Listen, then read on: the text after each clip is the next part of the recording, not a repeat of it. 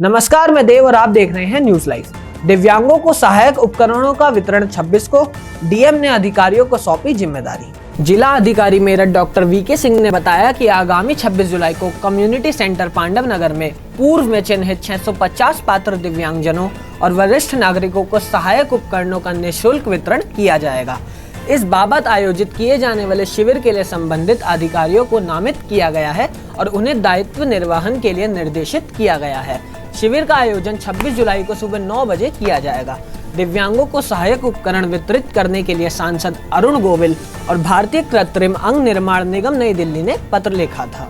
भारतीय कृत्रिम अंग निर्माण निगम केंद्र सरकार के सामाजिक न्याय एवं अधिकारित मंत्रालय के अंतर्गत आता है। मुंबई ट्रेन ब्लास्ट केस में सुप्रीम कोर्ट ने लगाई हाई कोर्ट के फैसले पर रोक। राज्य सरकार ने की थी अपील। सुप्रीम कोर्ट ने 2006 के मुंबई ट्रेन ब्लास्ट केस में फैसला सुनाते हुए बॉम्बे हाई कोर्ट के आदेश पर रोक लगा दी है। इसके साथ ही सुप्रीम कोर्ट ने कहा कि आरोपियों की रिहाई पर रोक नहीं है और उनको दोबारा जेल नहीं भेजा जाएगा। कोर्ट ने इसी के साथ सभी आरोपियों को नोटिस जारी कर राज्य सरकार द्वारा दायर अपील पर जवाब मांगा है। दरअसल मुंबई ट्रेन बम विस्फोट मामले में बॉम्बे हाईकोर्ट ने सभी 12 अभियुक्तों को बरी कर दिया था। हाई कोर्ट के इस फैसले को महाराष्ट्र सरकार ने सुप्रीम कोर्ट में चुनौती दी थी, जिसके बाद सुप्रीम कोर्ट ने फैसला सुनाया है।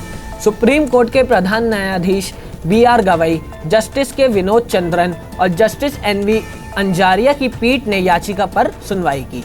शीर्ष कोर्ट ने यह भी कहा कि हाईकोर्ट के फैसले को मिसाल नहीं माना जाएगा।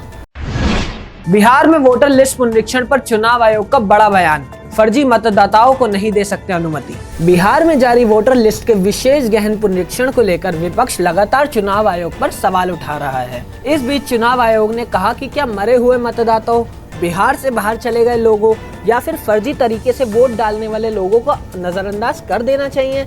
इसके साथ ही चुनाव आयोग ने कहा कि क्या ऐसे लोगों के बहकावे में आकर 2 जगह वोट बनवाने वाले मतदाताओं या बाहर रह रहे मतदाताओं के नाम पर फर्जी वोट डालने के मार्ग को पहले बिहार में और फिर पूरे देश में प्रशस्त करना चाहिए। चुनाव आयोग का कहना है कि देश के लोगों को राजनीति से ऊपर उठकर इस मामले पर गहन चिंतन करने की जरूरत है। इसके लिए इससे अच्छा समय और नहीं हो सकता। भारत ब्रिटेन के बीच ऐतिहासिक समझौता। AFTA लागू होते ही सस्ती होंगी कई वस्तुएं। प्रधानमंत्री नरेंद्र मोदी और ब्रिटेन के प्रधानमंत्री कीर स्टारमर ने आज ऐतिहासिक मुक्त व्यापार समझौते पर हस्ताक्षर किए हैं। इस समझौते से द्विपक्षीय व्यापार में सालाना करीब 25.5 अरब पाउंड की बढ़ोतरी होने का अनुमान लगाया जा रहा है। इस FTA से दोनों देशों के उद्योग के लिए बाजार पहुंच में महत्वपूर्ण सुधार आएगा और उत्पाद एवं सेवाएं सस्ती हो सकती हैं। इस समझौते से भारतीय व्यवसाय और भारतीय उपभोक्ताओं को सबसे ज्यादा फायदा पहुंचने की उम्मीद है। इस समझौते से ब्रिटेन के पेय पदार्थ, सौंदर्य प्रसाधन, कारें और चिकित्सा उपकरण आदि पर टैरिफ कम हो जाएगा। दूसरी ओर भारत और UK के बीच विजन 2035 भी लॉन्च किया जाएगा। यह विजन तेजी से बदलते वैश्विक युग में भारत और ब्रिटेन के संबंधों को नई ऊंचाइयों पर ले जाएगा। भारत UK 2035 विजन से महत्वाकांक्षी नए दृष्टिकोण, व्यापार से आगे बढ़कर समृद्धि और इनोवेशन को बल मिलेगा। थाईलैंड और कंबोडिया के बीच छिड़ा संघर्ष, पहले राजदूत बुलाए और फिर हुई गोलाबारी। कंबोडिया और थाईलैंड के बीच सीमा विवाद को लेकर बड़े तनाव ने संघर्ष का रूप ले लिया।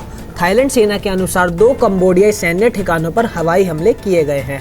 कंबोडिया के रक्षा मंत्रालय की प्रवक्ता माली सोचिता ने कहा कि थाई सेना ने कंबोडियाई बलों पर हमला कर देश की संप्रभुता का उल्लंघन किया है।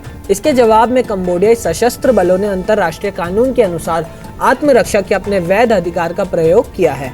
थाई सेना ने पहले हमले के लिए कंबोडियाई सैनिकों को दोषी ठहराया और नागरिकों पर लक्षित हमले करने का आरोप लगाया। थाई सेना ने कहा कि 2 BM-21 रॉकेटों से सुरीन के कप चोइंग जिले में हमला किया गया, जिसमें 3 लोग घायल हो गए।